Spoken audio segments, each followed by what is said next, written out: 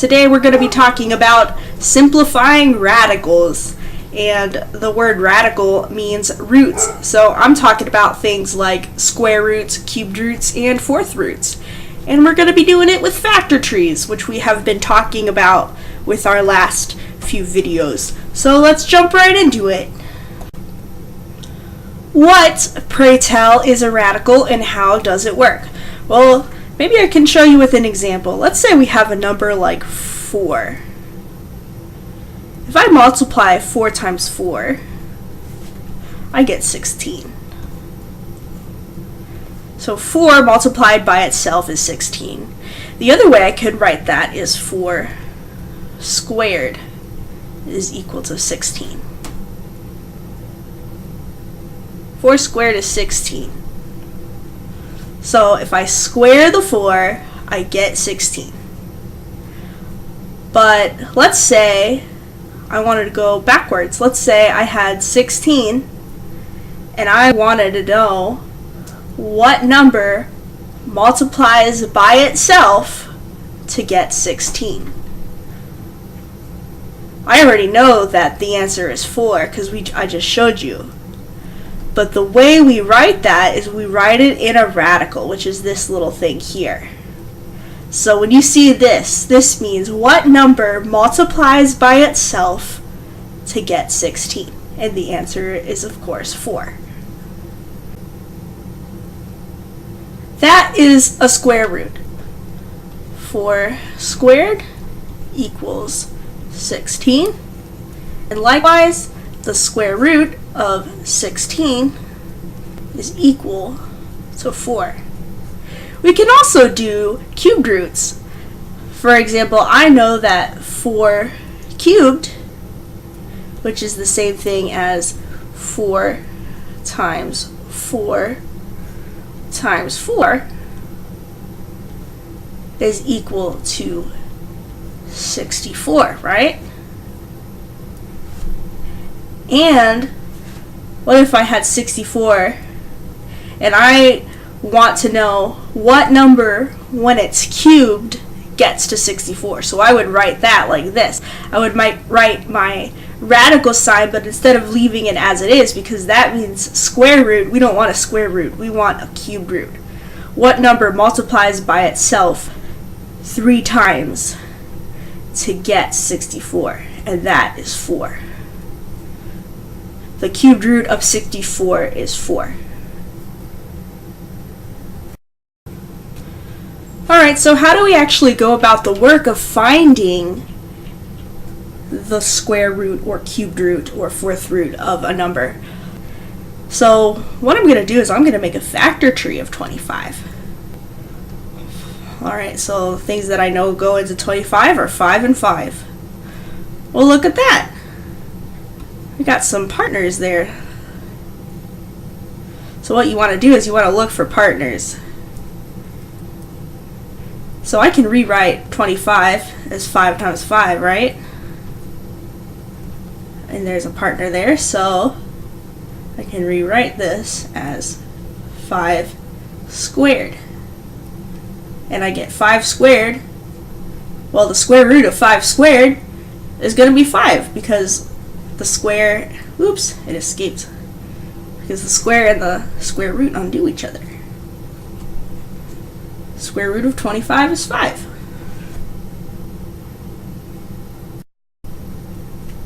Here's another example. Let's do the square root of 36. Well, I know 36 is 9 times 4. That's the first thing I can think of off the top of my head that 36 would be. And 9 is 3 times 3. 4 is 2 times 2.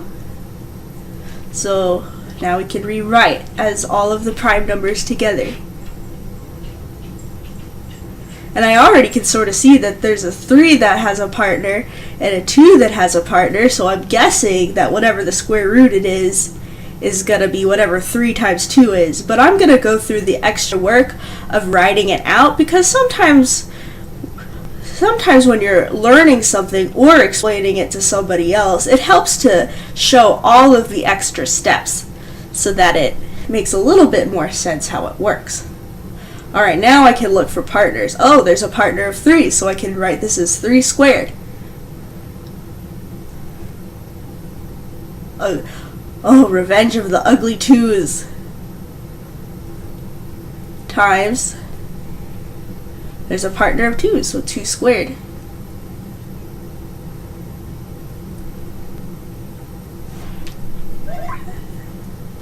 Alright, and when two things have the same exponent, we can multiply them together.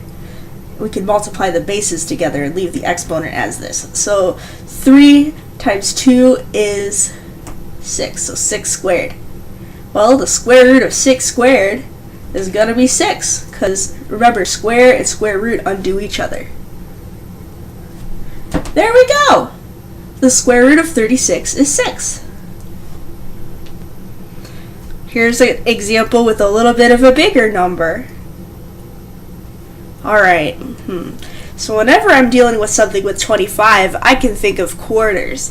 If I had something that cost $2.25, I would think, okay, well, $1 is 4 quarters, $2 is 8 quarters, and then there would be one more quarter after that, so that would be 9 quarters. So I have 25 times 9. And then I can finish my factor tree. And don't worry if you can't do all that math in your head just yet.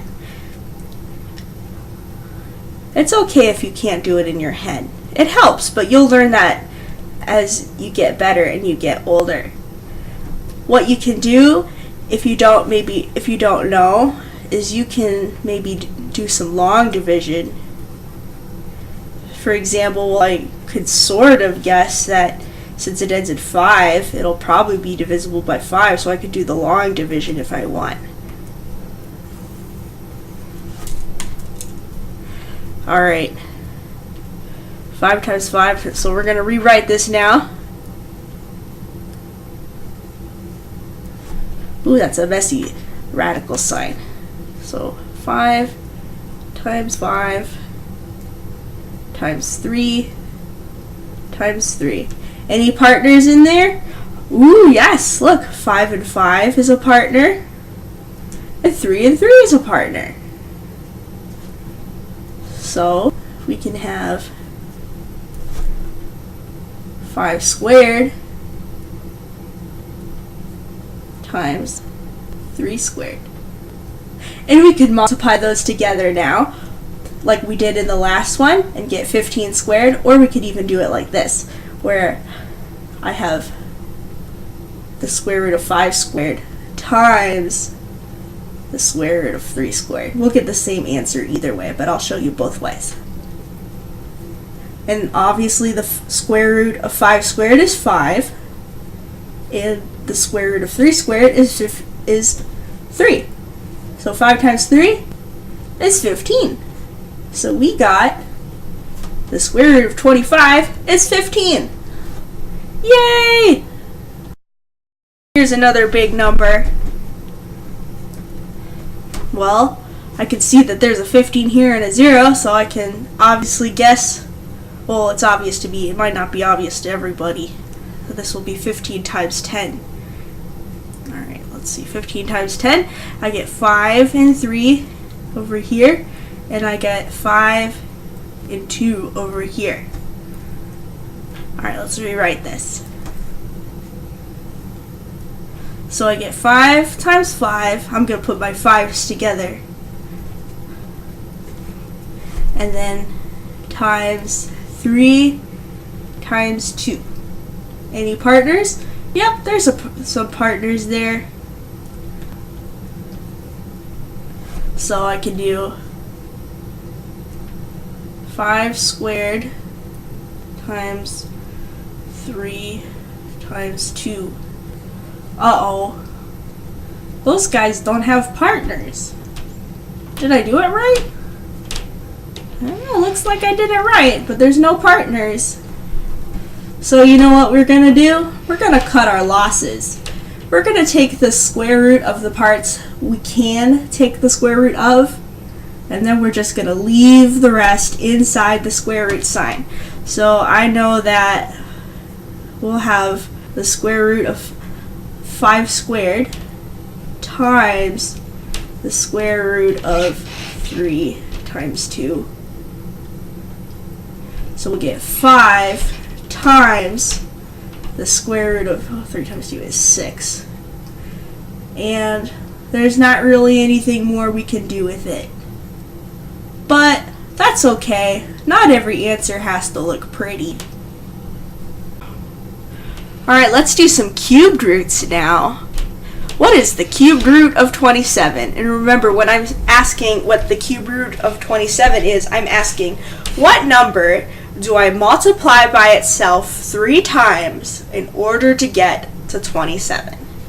Alright, so let's start by making a factor tree, just like we did with our square roots. So I know that 27 is 3 times 9, and there's a prime number, and then 9 becomes 3 times 3.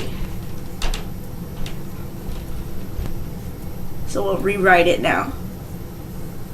And remember, we're not making square roots anymore, we're making cubed roots, so we got to remember to put a little 3 there to tell the difference.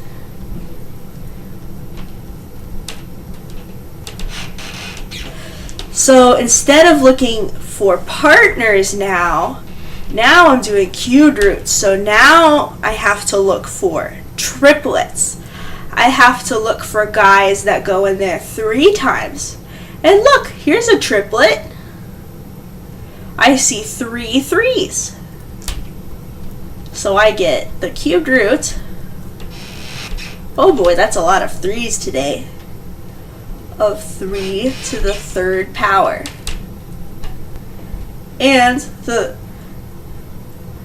a cubed root of something cubed, well, the cube and the cubed root undo each other, so I'm just going to be left with 3. So the cubed root of 27 is 3. Okay, here's a bigger number. 1,000, well, I know that's 100 times 10.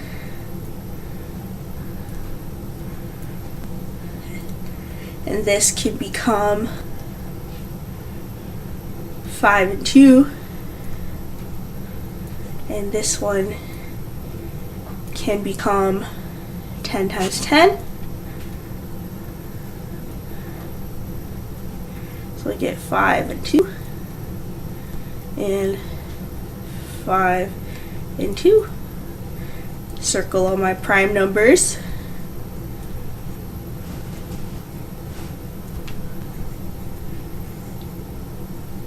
Rewrite it. So I get my radical,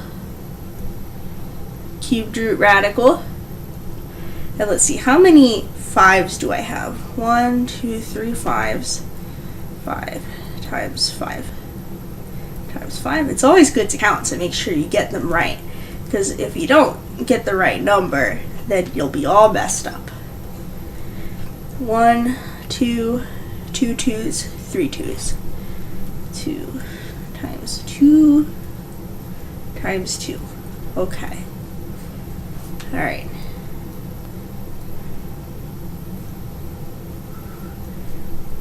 And now we look for our triplets. Okay, I see a triplet of 5s. So 5 to the 3rd power times, well, and a triplet of 2s. 2 to the 3rd power. And so I get cubed root of 5 cubed times cubed root of 2 cubed, and I get 5 times 2, because remember, the cubed and the cubed root undo each other, and that gives me 10. So the cubed root of 1,000 is 10. Alright, let's try the cubed root of 16. Okay, so I know that 16 is 8 times 8, or sorry, 8 times 2. And then this is 4 times 2, Oh, remember to circle your prime numbers.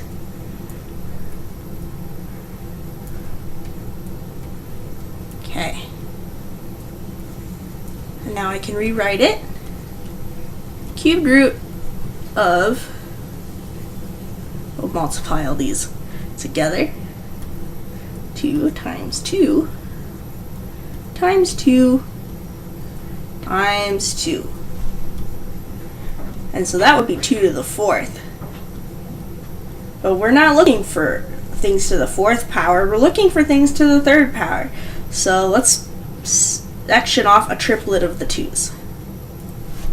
And then what we got left is, and when we rewrite it, we'll get 2 to the 3rd power times an extra 2.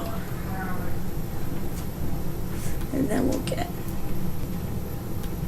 cubed root of 2 to the 3rd power times cubed root of regular 2.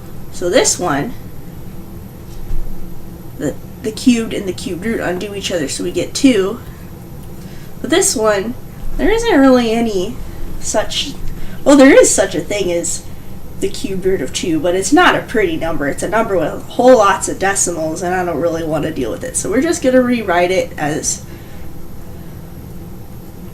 we're going to cut our losses, and we're just going to leave it as is. So our answer is 2 times the cubed root of 2. And that's okay. Sometimes not all numbers have nice cubed roots, just like we saw with one of our square root examples. Alright, let's go over the steps for simplifying radicals. Step number 1, we're going to make a factor tree of the number inside the radical. Step number 2, we are among the prime factors that we got from our factor tree, we are going to find the pairs, triplets, or quartets depending on what type of roots we are calculating. For example, if we're doing a square root, we'll look for pairs. If we're doing a fifth root, we'll look for groups of 5. If we're doing a cubed root, we'll look for groups of 3. Next, we're going to rewrite the pairs or triplets or quartets or whatever as a number raised to a power, or numbers raised to a power. And then we're going to take out all of the numbers that we were able to raise to a power, and we're going to take them outside the radical and put them outside the radical, not raised to a power anymore. And then we're going to leave the leftovers inside the radical. Then we're going to multiply all of the numbers that we took out of the radical, and then we're also going to multiply all of the numbers that we left inside the radical, and that will give us our simplified radical expression. So there you go. Now you guys know how to simplify radicals. Awesome.